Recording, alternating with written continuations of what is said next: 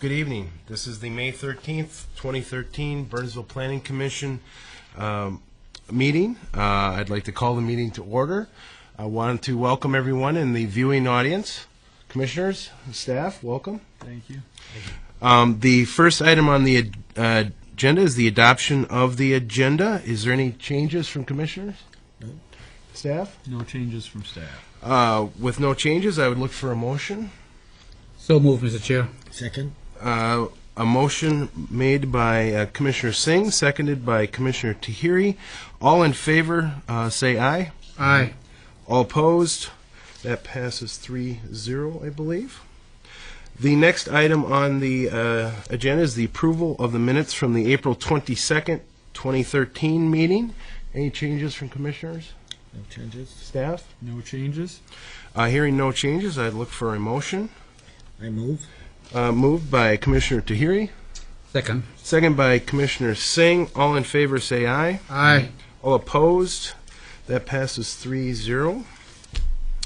The next item is a public hearing, the Church of the Risen Savior application for a conditional use permit amendment for a 75-foot tall communication antenna located at 1501 County Road 42 East.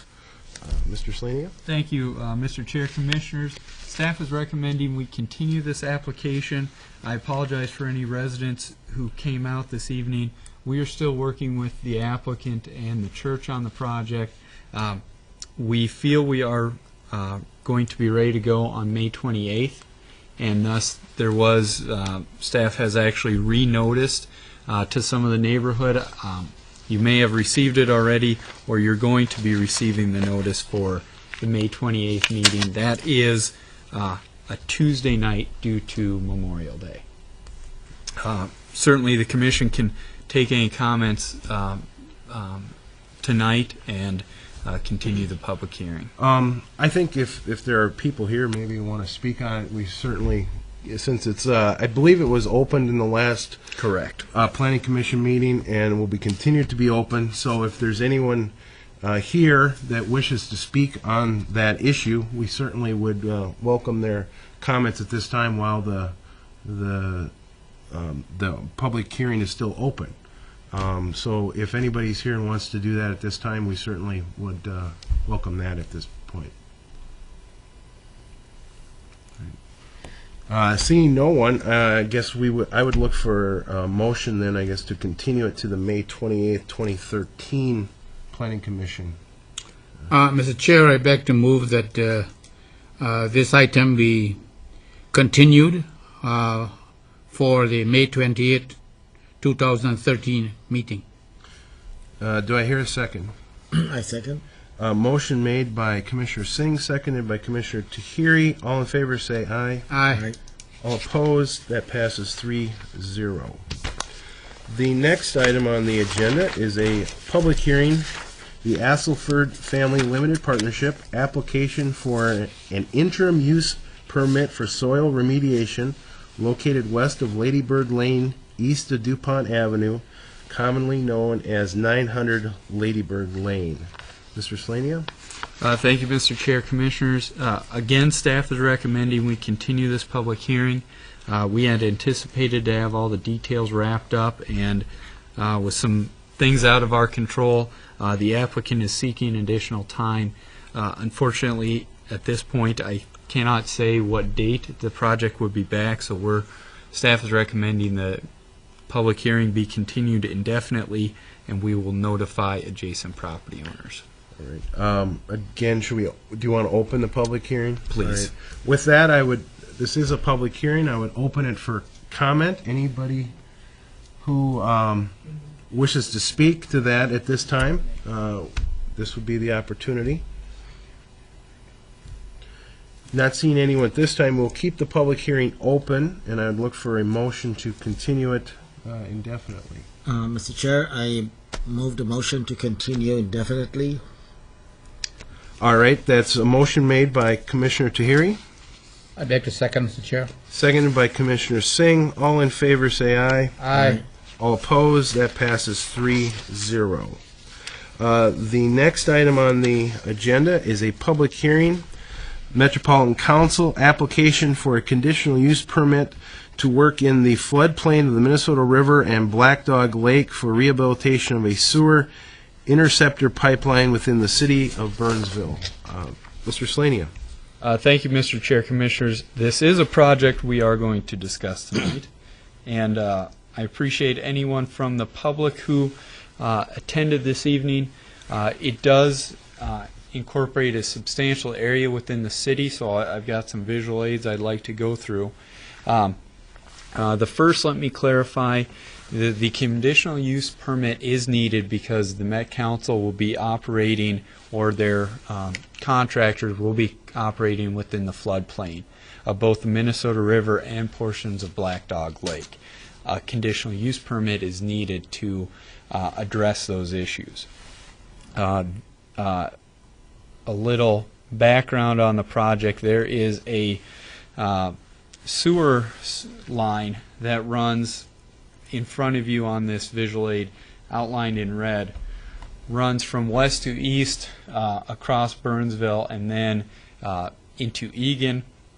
It actually stretches farther west and farther south off of this page, but the main priority is what's highlighted in red here. This is an easement, pipe that is owned and operated by the Metropolitan Council Environmental Services. They do have easements running throughout Burnsville and other communities for this pipe. It is line number 7030, and the request is, or I should say the need for the request is that this pipe is eroding, is in rough shape for specifically this span along the north side of Burnsville. The pipe was originally put in place in 1971. There has been minimal replacement or repair to the pipe since then, and at this point the Metropolitan Council is at a point where they need to act, and in turn they are requesting the conditional use permit and the other permits from the City Council. The project is somewhat of a unique design, if you will. Obviously, you're working with a sewer pipe that ranges, I believe, from 42 inches to 72 inches in diameter, so a significant size. This is a main feeder line for waste leaving the city of Burnsville and running to the treatment center, so we certainly want things to continue to operate as well as they can. You'll also notice there's a substantial distance involved with the pipe. I believe this indicates just under 20,000 linear feet of pipeline from start just east of 35W over to Cedar and into Eagan. The anticipated design is actually a cured in place, or I believe the term is slipped fiberglass liner, that is, rather than tearing up this entire pipe, disturbance to the soil, disturbance to the wetland, etc., and cost, the applicant is proposing to slip a liner into the existing pipe, which is then heated or cured with water over a certain amount of time, and actually creates a new, essentially a new pipe within the existing pipe. That design is something the Met Council and other pipe operators have used before. I don't know that we've seen much of it in Burnsville, but it is a proven technology and something that is beneficial to areas like this where there are environmental concerns.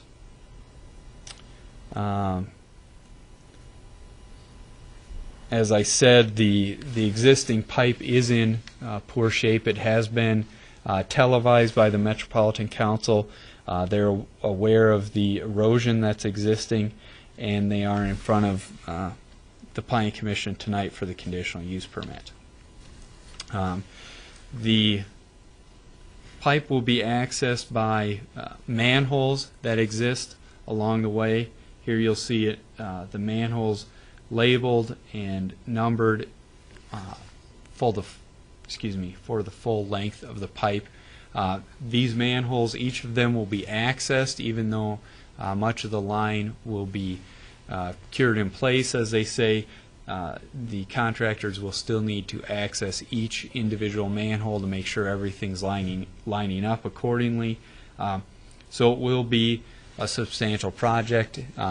There are times the project will have to operate 24 hours a day to make sure the replacement pipe is cured properly. There will be, well, I'll get to some of the other details in a second. 90% of the pipe is located within the floodplain of the Minnesota River. The city's top priority is to make sure that we are not losing flood capacity in that area permanently. That is to say, if an area is eliminated within the floodplain by fill or other situations, that will affect flooding in other areas or down the Minnesota River. So with the help of the applicant, we're confident that there will be no permanent, no long-term fill within the river valley. There will be specific permits issued, and not only city but other federal and county permits issued to address that. As I said, we're confident there are no permanent changes planned for the floodplain. It's important to note that there will be temporary pipes, overground pipes for the wastewater that will be in place in this area as construction takes place. They need to stop the flow, divert the flow so they can do the work properly. Those will be in place and monitored by the Metropolitan Council. The city in general should not notice any effect on their wastewater, but this is important. Once the pipes get north of Highway 13 and they are heading to the water treatment plant or wastewater treatment plant in Eagan, we need this line to operate correctly, which is why the Met Council is in front of us tonight, and why the designs have taken place.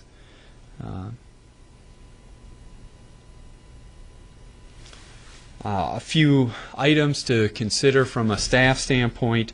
The impacts to the rehabilitation are absolutely necessary for Burnsville and surrounding communities. The applicant has done a nice job working with not only the city, but the DNR and the U.S. Fish and Wildlife Service, who all have properties in this area that are going to be affected. There will be further wetland delineation occurring before any of this work takes place, and there will be the necessary erosion control measures also put in place. Commissioners, with that, staff is recommending approval of the application. There are 4 conditions included in your recommendation, and it is a public hearing. Mr. Chair, I can acknowledge Harold Voth is here with Brown and Caldwell. From a city staff standpoint, we also have Mike Waltman, who reviewed the project at a staff level. He's with Bolton and Mink, so if there's any questions, I believe between all of us we can address those, and I'll stand for any questions you have for staff. Thank you, Mr. Slaney. Any questions coming up? Mr. Commissioner Singh. Thank you, Mr. Chair.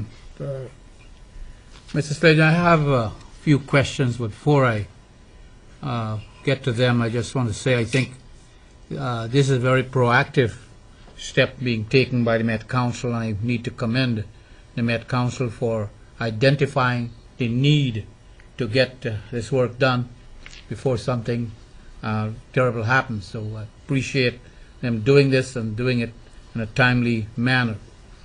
My first question is, how long would this project, I don't know if you can answer it probably, how long would the project is expected to last? We're looking at 2 years. Wow. I'll let the applicant get into those details, but because of certain restrictions being placed on them by the DNR, U.S. Fish and Wildlife, certain areas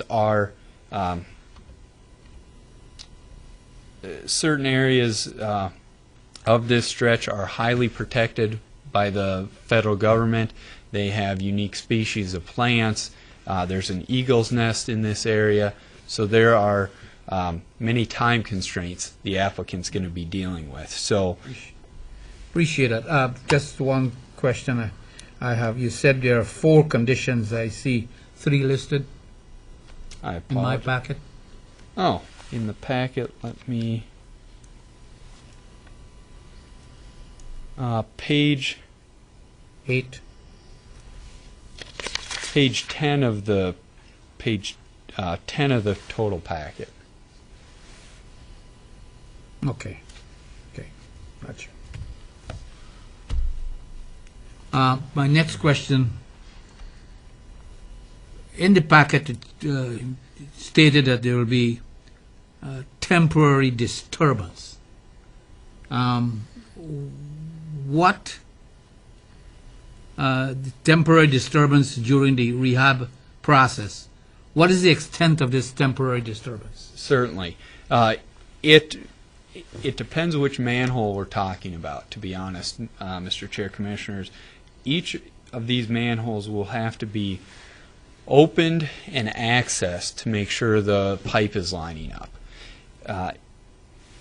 There may be manholes that are enlarged temporarily to get the pipe in there so that it can be slid into place, while other manholes are just simply monitored. So there may be, or there will be places where there's limited grading in place while they're in that area. The intent then is to replace any dirt back to the same elevation. I apologize, I forgot, the applicant did a nice job of providing pictures of the type of environment that they're dealing with down there, and it's everything from almost a gravel road to full wetlands. So there will be disturbance. I don't know if the applicant had some of those pictures. I apologize. They tell a good story. Beyond that, Mr. Chair, Commissioners, I'd like to let the applicant get into those details. Thank you. It is stated, and you mentioned too, that there will be pipes, temporary pipes to move the waste along. I think Metropolitan Council has always done a good job. I would assume that they have taken the care, or they will take the care to make sure that those are working well, so that we don't have a spill. That's what I'm worried about. That is true. Commissioners, they're also monitored 24 hours a day, make sure the temporary pipes or temporary pumps do not fail or stop running or anything like that also.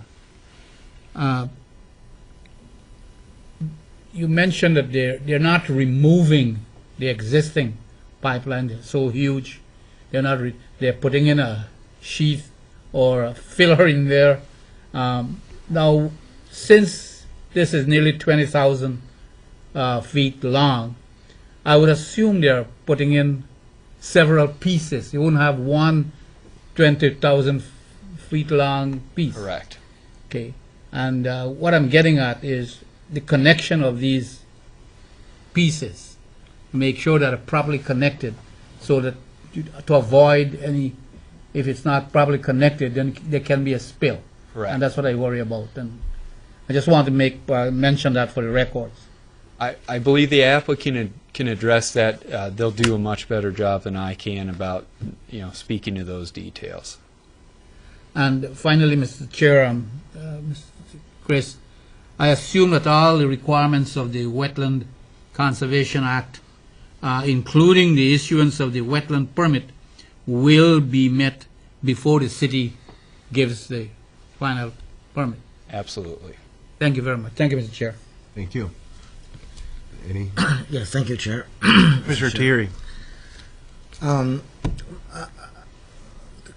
have a technical question on this existing versus new pipe. I'm not sure if Commissioner answered the questions or somehow within the explanation the answers was there, but could you explain how this, from what I understand, the existing pipe remains as it is and the new pipe will be inserted into the existing? That is correct. Commissioners, to limit and for the audience, limit the disturbance and eliminate the need to dig up and remove this pipe for these entire stretches. There is a technology where a liner, for lack of a better word, can be inserted into the existing pipe. It is then heated or cured and then adheres to the inside walls of the existing pipe and makes a new pipe within the existing condition. So we're getting, I believe that the report said we should get another 50 years out of this technology. Thank you. I guess my question was that if the existing pipe, from what I understand, is about 30 years old or so, over 35. Correct. So what happens if the existing pipe, as the years go by, it deteriorates or wear out? Or do we have plans in place that to replace or remove temporarily, permanently, or just? My concern is that if the existing construction or existing pipes start deteriorating and fall apart, what is our plans in action to deal with that? And my other question is the condition you mentioned, Chris, number 3, the noise consideration. If you could explain what that means and what our plan is to deal with it. Are there any consideration to surrounding neighborhoods you're looking at, or any other information you can add? That's a great question. I'm glad you bring it up, Mr. Chair, Commissioners. The city has adopted the Minnesota Pollution Control Agency standards for noise. So our ordinance did not recreate the wheel. We felt the PCA was appropriate on what their limits are.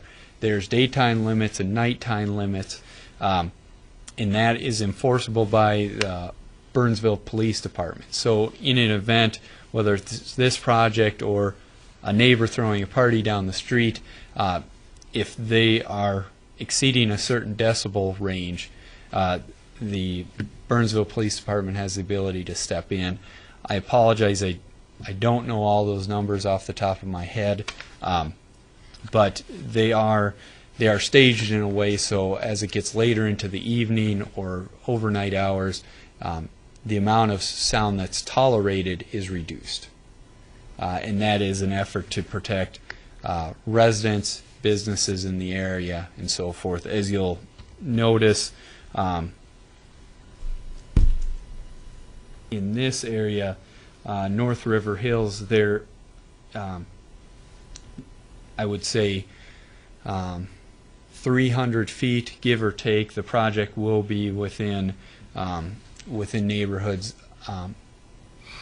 give or take 300 feet. There are portions of it where there are no houses or commercial properties. It just depends on where you are along the line. Thank you. And it sounds like maybe your first question will have Mr. Voth come up and. I think the applicant can do a better job of that. They do acknowledge that there are portions of this pipe that could be far deteriorated and may need to be replaced at this time rather than lining them, just because the lining may not adhere properly. Commissioner Singh? Thank you very much. Thank you, Mr. Chair. Chris, this is a very important project as it impacts the people of Burnsville. Like, if there are questions, if anyone, a citizen has question, for example, noise, I know they are taking steps to mitigate the noise, but in case someone has question with noise or the project itself, if it's going to last for 2 years, people might want to know what they need to do. The best contact would be me. Any neighbors that were notified of tonight's meeting, they've got my name and phone number on the mailing that was sent to their house, or by contacting City Hall, they can reach me in the planning department. And finally, the people of Burnsville do not have any reason to be concerned about this project. Correct. We're dealing with an agency whose main intent is to deal with stormwater, and that's why we're improving the pipe rather than letting it deteriorate further. Thank you, Chris. Thank you, Mr. Chair. Thank you. All right, with that, maybe we'll have Mr. Voth come up, and seems there may be a couple questions that he could provide some enlightenment on. Is it navigation? Yeah. Okay. Mr. Voth, could you please state your name and address for the record, please? Yes, my name is Harold Voth, V-O-T-H, with Brown and Caldwell. My home address, Business Works. Business Works, is 30 East 7th Street, St. Paul, Minnesota. Thank you. I think maybe there was a couple questions that, if you remember, you can answer, or we can repeat them, whichever is easiest. The one question on longevity and whether or not, what's going to happen to the concrete pipe over time. And it kind of gets back to the question Commissioner Singh asked about the connections between the materials, because that's an important part of this. We do pay very close attention to how we connect segment to segment, and we generally replace, when we do the what we refer to as the CIPP, the cured in place pipe, we do that from manhole to manhole. So if the manholes are 800 feet apart, it's an 800-foot liner. If they're 600 feet apart, it's a 600-foot liner. And then at each manhole, we not only are replacing the pipe, but we're also putting liners into the manholes themselves. And we pay very close attention to how those joints are made to make sure that they're of the same integrity as the pipe itself. The failure mechanism here with the concrete pipe is a result of sulfides in the wastewater, which produce hydrogen sulfide gas, which then comes off and produces sulfuric acid. And that acid then attacks the concrete pipe. And we see that corrosion occurring anywhere we have these large sewers in concrete pipe in the metro area. The new technology, what we refer to as either cured in place pipe or slip lining, uses a polyester resin for the new material, which is far more impervious to acid attack. It's going to last much, much longer than the concrete. The concrete has already lasted 40 years. We expect the polyester resin to last much longer than that. But also, in our design, we design the liner to the same structural integrity as the concrete pipe surrounding it. So not only does the liner protect the concrete from further acid attack, so there shouldn't be any deterioration, future deterioration of the concrete, but even if there were, and we lost the concrete, the liner itself has the same structural integrity, and so we're not concerned about having to go in and replace anything down the road. So we use the term flexible liner, and Chris has done a very good job of explaining it. The few meetings we've had and the explanations we've had, you caught on very well to the technology. And it's basically, if you can picture a sock, but an 800-foot long sock, and it's fed, and it's a felt sock that then is impregnated or saturated with this polyester resin. And the sock is fed into the manhole, by filling it with water, and the force of the weight of the water carries it and drives the sock all the way down to the next manhole. So when we're done with what they call the inversion process, you have this sock extending from manhole to manhole.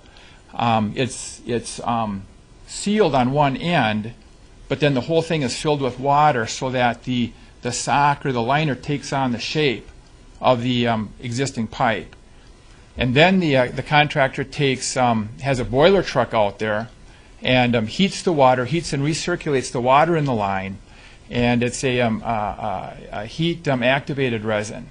So after about 24 hours, the resin sets up, and what was a flexible liner is now a rigid pipe, hence the name cured in place pipe. So again, to answer the question, we aren't concerned, or we've taken into account the concrete pipe. We're not dependent on that for the long-term service life of the new pipe. So there are no compatibility of deterioration of concrete versus the new pipe, or there is no In terms of compatibility between there is our no- liner, right, and the existing pipe, any material deteriorations or affecting the new pipe, or no, sir, we're not concerned about any interaction between the resin in the new liner and the concrete in the existing pipe. That there is some type of adverse reaction there. That doesn't occur. Like I say, the only thing we do accomplish is with the new liner, we now protect the concrete from any ongoing corrosion due to the acid attack. thank you. I would assume that you have done this before on other Yes. areas, and you have used the same method that Yes. you're talking about. And Yes. It's the technology has been around for over 20 years. It's a very accepted. MCS has put in miles of this cured in place pipe successfully. one question for you, Mr. Barth. Have you decided where you will get water to use? Whether you'll go and use the city water or you use from the lake there? We have not, and that may be a contractor decision on where the most economical source may be, whether or not if they purchase it from the city, of course, meters are put on the hydrants, and that's metered, and the contractor pays the city for that. They can have used surface water in the past, other projects, other locations, and if they were able to extract water from, say, Black Dog Lake, that's a viable alternative if the necessary permits and so on can be put in place. But I can't say definitively what that water source will be, other than they do need the water for curing. You did anticipate my question very well, because I was wondering if you use the city water, whether there will be meters. So thank you. Mr. Slanian? Yes, just a question for Mr. Voth. Do you know, I don't know if it's been fully determined, is the whole stretch that we're looking at now, can you do the CIP pipe, or will you need to replace sections in full? Thank you. We do not anticipate, from what we've seen from video on this segment, we do not anticipate having to replace any pipe. In terms of technology, there is a second technology that's referenced in your packet, and it is slip lining. And whereas CIPP consists of the flexible liner, slip lining consists of opening up a larger pit and inserting segments, 20-foot segments of rigid pipe, and they are jacked into the existing pipe, and then another segment is set in, they're joined, and then they're pushed through. And for about half of the alignment, we're expecting to use the CIPP technology, basically from the beginning of the project near Cliff Road to the Black Dog Power Plant. We expect to be CIPP, And just past the Black Dog plant down to Cedar Avenue, we expect to slip line.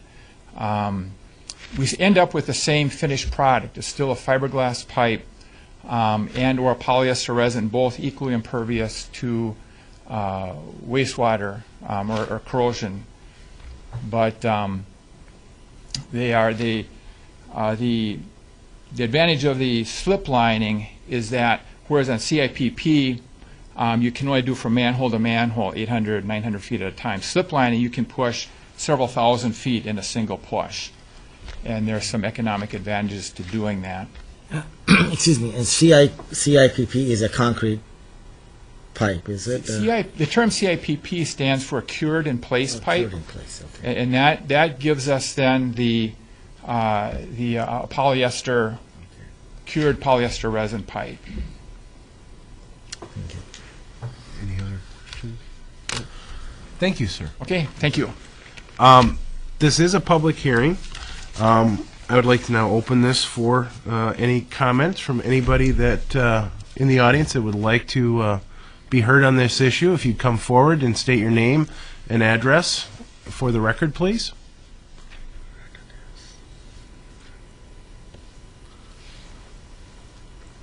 Bear with a slow-moving old man. I'm John Adamich. I own Dodge of Burnsville down in the Hollow. What, I'm sorry. What's the address there? 12101 Highway 35W South. Thank you. What hasn't been brought to the surface at this point is there's another pipe that runs through the community that they just did this process to. I have an easement that goes through my property that was repaired last year. It was quite a task. I got no help from anybody, but we got it done. The issues that I see that took place then haven't been addressed. And I'd like to ask the question for your edification as well as mine. When they did the job on the other pipe, they had some problems with worrying about how to get the equipment down into the fen, down into the sloughs. How do you get that stuff in there? You can't drive a tractor on that loon stuff that's there. So they tried to do it in the wintertime. Are you going to be able to do that this time?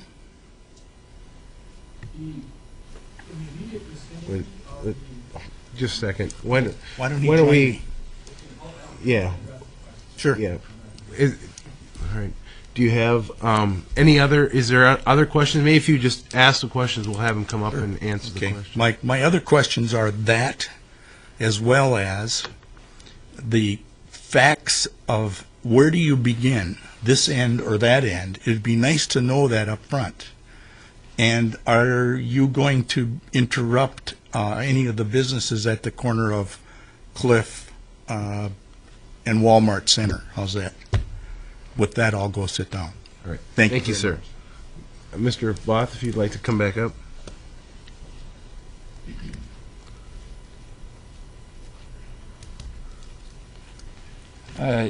Yes, Chair, Commissioners, Mr. Adamich, the issue of access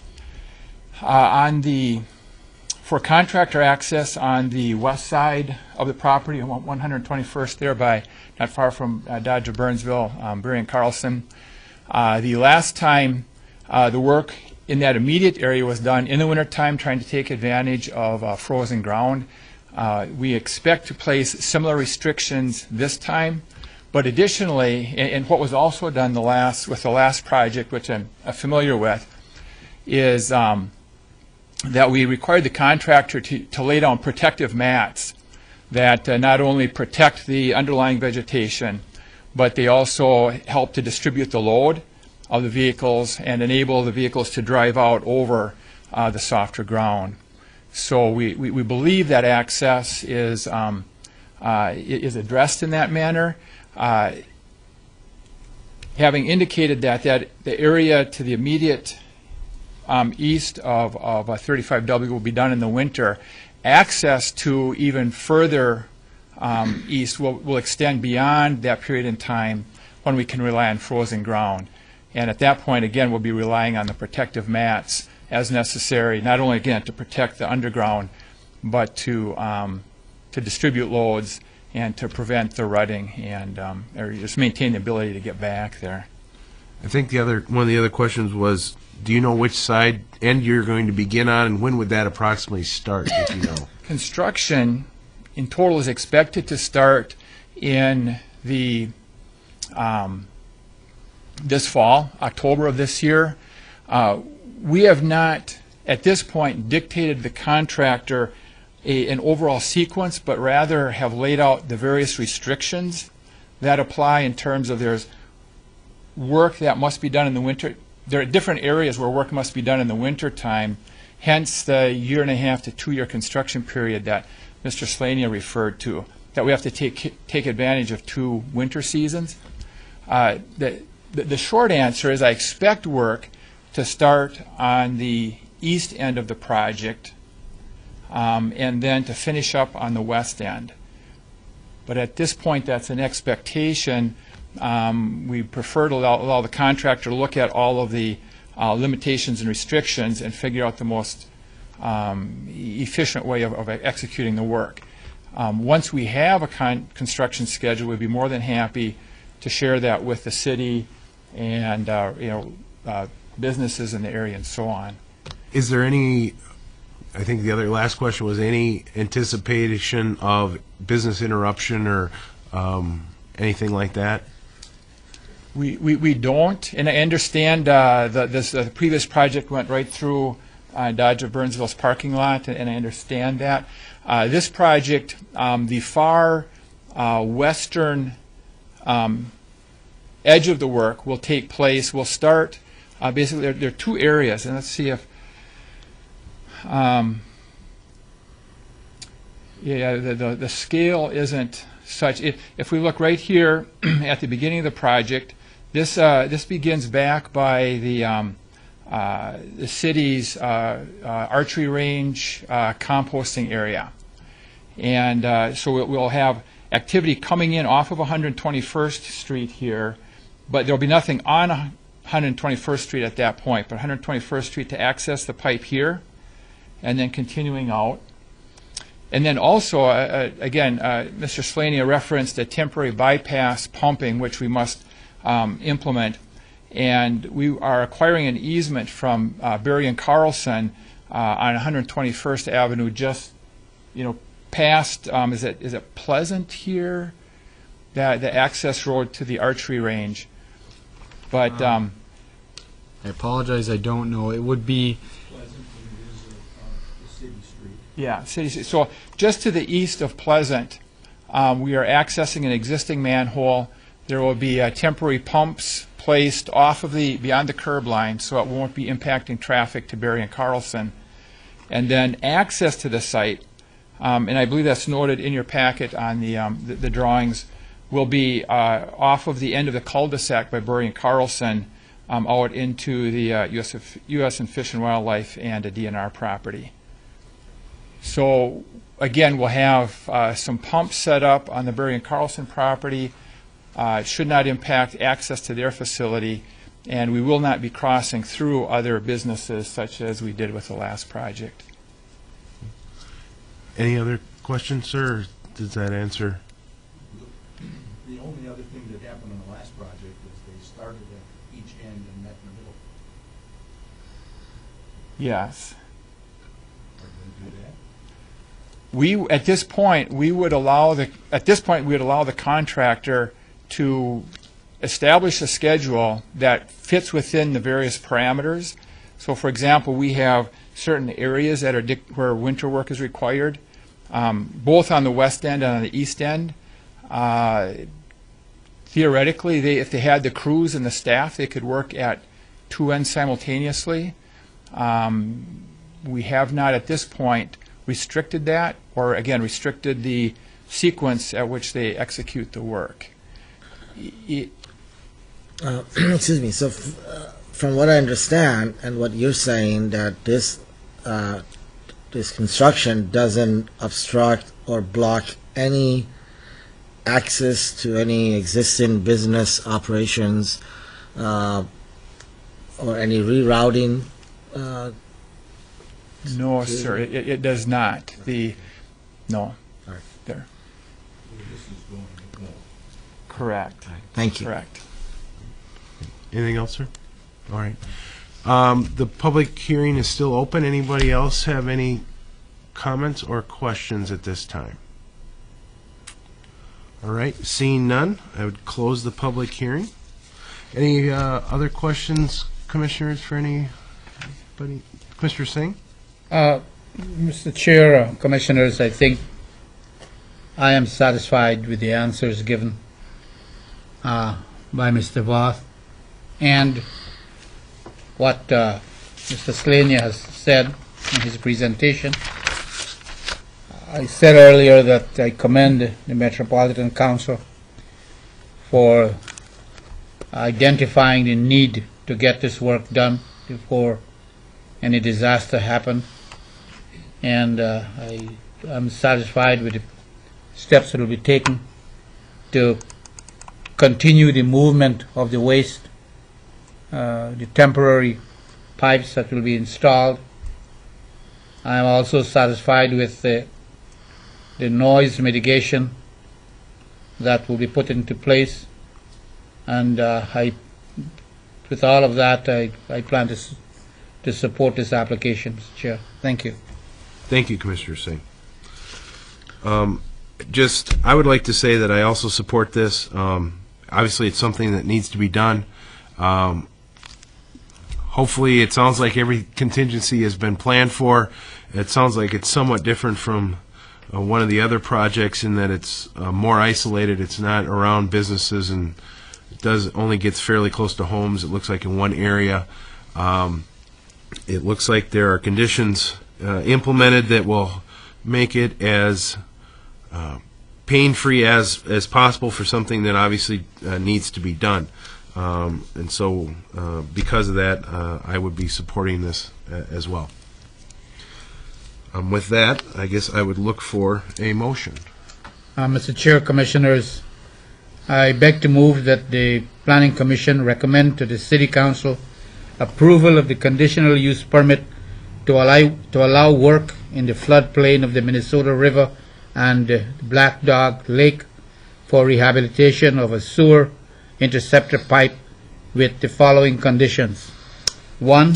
The necessary wetland and earthwork permits are reviewed and approved by city staff. 2. The project shall not result in a loss of area flood storage capacity for the Minnesota River and Black Dog Lake. This shall be verified by pre- and post-survey work at the time of project completion. A no-rise certificate shall be filed with the city. 3. Noise generated by construction activities shall be in compliance with the Minnesota Pollution Control Agency requirements. And 4. The applicant and its contractors shall follow the MPCA noise limitations except when the city engineer determines 24-hour work conditions are required to reasonably complete the construction techniques. If 24-hour work conditions are allowed, the applicant shall take reasonable measures to reduce noise. Thank you. Second? I second, Mr. Chair. Motion made by Commissioner Singh, seconded by Commissioner Tahiri. All in favor, please say aye. Aye. All opposed? Passes 3-0, and this will go to the City Council on May 21st. Is that correct? Correct. Next week, Tuesday. All right. Thank you. The next item is any updates? Staff? Mr. Chair, Commissioners, I just wanted to pass out the tentative agenda for your next meeting and point out it would be Tuesday rather than a Monday night. All right. Thank you. Commissioners, any updates? All right. With that, I will entertain a motion to adjourn. I motion to adjourn. Motion made by Commissioner Thierry, second by Commissioner Singh. All in favor, say aye. Aye. Aye. We are adjourned. Thank you.